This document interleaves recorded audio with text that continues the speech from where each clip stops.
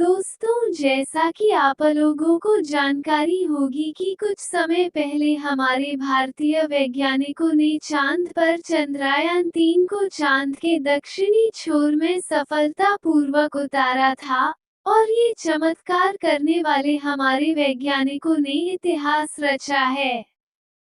क्योंकि चांद के दक्षिणी छोर पे आज तक किसी भी देश के वैज्ञानिक अपना मिशन नहीं उतार पाए हैं, और हमारा देश और हमारे देश के महान वैज्ञानिकों ने ये सफलता हासिल करके इतिहास में अपना नाम स्वर्ण अक्षरों में छाप दिया है। और हमारा देश ऐसा करने वाला पहला देश बन गया है जिसने चांद के दक्षिणी छोर को जीत लिया है।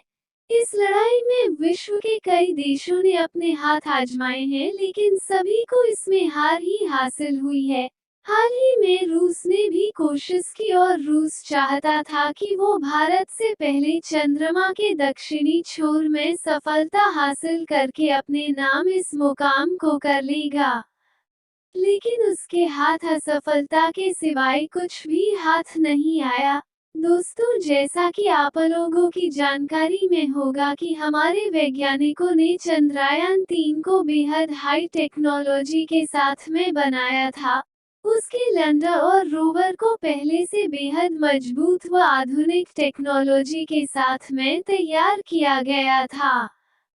क्योंकि चंद्रयान-2 की असफलता के बाद वैज्ञानिकों को अच्छी तरह मालूम हो चुका था कि चांद के दक्षिणी छोर में चंद्रयान-3 को उतारना नामुमकिन तो नहीं है, लेकिन कठिन जरूर है,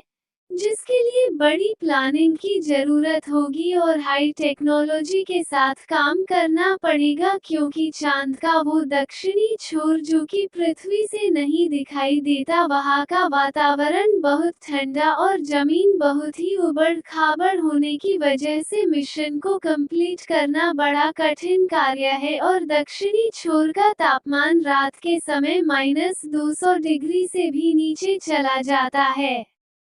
जिसकी वजह से वैज्ञानिकों द्वारा बनाए गए सिस्टम काम करना बंद कर देते हैं। इसी वजह से वैज्ञानिकों ने चंद्रयान-3 को चांद के 1 दिन व पृथ्वी के 14 दिनों के हिसाब से बनाया था, ताकि चंद्रयान-3 धूप के रहते हुए अपना काम पूरा कर सके। हम आपको बताना चाहते हैं कि चांद में 1 दिन पृथ्वी के 14 दिनों के बराबर होता है। चंद्रयान-3 ने चांद की सतह पर लगातार काम करते हुए बहुत सारे ऐसे खनिजों और तत्वों की खोज की जिनको खोज पाना आज तक संभव नहीं हो पाया था। चांद में चंद्रयान-3 को ऑक्सीजन के भी तत्व होने के सबूत मिले हैं और पानी के तत्व की खोज में लगे हुए रोवर को वैज्ञानिकों द्वारा उसके समय से 2 दिन पहले ही स्लीप मोड में डाल दिया गया,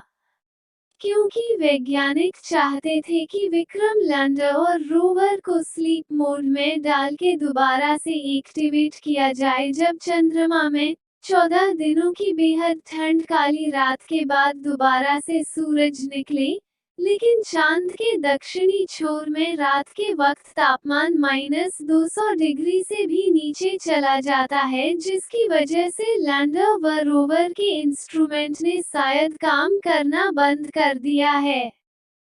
जबकि वैज्ञानिकों ने लैंडर के उस हिस्से को एक्टिव रखा हुआ था जिस हिस्से में वैज्ञानिक पृथ्वी से दोबारा सिग्नल दे और लैंडर उस सिग्नल का रिप्लाई दे पाए और उसे दोबारा से एक्टिवेट करने में कोई दिक्कत ना हो।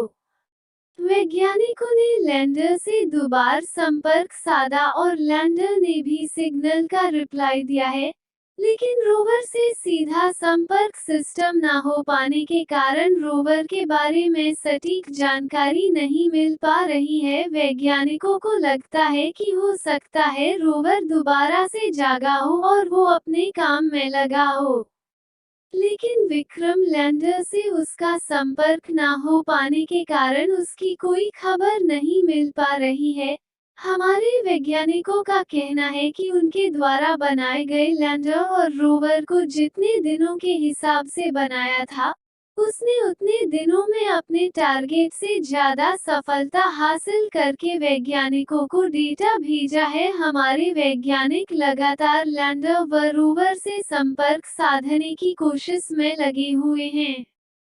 और हमें आशा है कि लैंडर से संपर्क साधने में हमारे महान वैज्ञानिक सफल होंगे और हम जल्द ही ये खुशखबरी आप लोगों को सुनाएं। हम सभी भारतवासियों से अपील करना चाहेंगे कि आप सभी वैज्ञानिकों के लिए प्रार्थना करें कि वे लैंडर व रोवर से जल्द ही संपर्क साध सकें और एक नई खोज करके नया मुकाम हासिल कर सकें। हमारे द्वारा दी गई जानकारी आप लोगों को अच्छी लगी हो तो आप लोगों से रिक्वेस्ट है कि वीडियो को लाइक, शेयर व चैनल को सब्सक्राइब करके जरूर रखें क्योंकि हमारे चैनल पे ऐसे ही रोचक नॉलेज व करंट अफेयर तथा प्रतियोगी परीक्षाओं में पूछे गए सवाल क्विज के माध्यम से रोज अपडेट किए जाते हैं। धन्यवाद।